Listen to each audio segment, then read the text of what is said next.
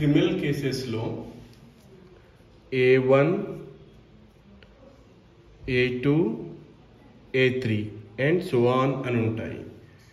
A1 అంటే accused 1, A2 అంటే accused 2, A3 అంటే అక్యూజ్డ్ 3.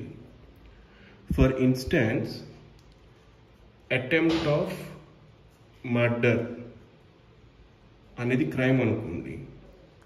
దీని IPC సెక్షన్ 307, BNS సెక్షన్ 115.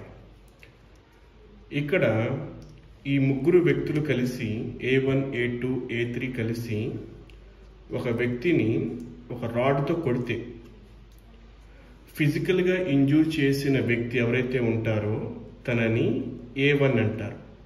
ఫిజికల్గా ఇన్వాల్వ్ అయిన వ్యక్తిని. A2 వ్యక్తి అనే అతను ఫిజికల్గా ఇన్వాల్వ్ అవ్వచ్చు, లేకపోతే తనకి సపోర్ట్ చేయొచ్చు, కొట్టేటప్పుడు పట్టుకోవటం కానీ ఆ వ్యక్తిని. అలాగే A3, A4 అలా వస్తారు. ఇక్కడ A1 అనే వ్యక్తి ఎప్పుడైనా ఒకడే ఉంటాడు. ఫర్ సపోజ్ ఇద్దరు కలిసి ఒక వ్యక్తిని రాడ్తో కొడితే అందులో సివియారిటీని బేస్ చేసుకొని ఎవరు A1 డిసైడ్ చేస్తారు.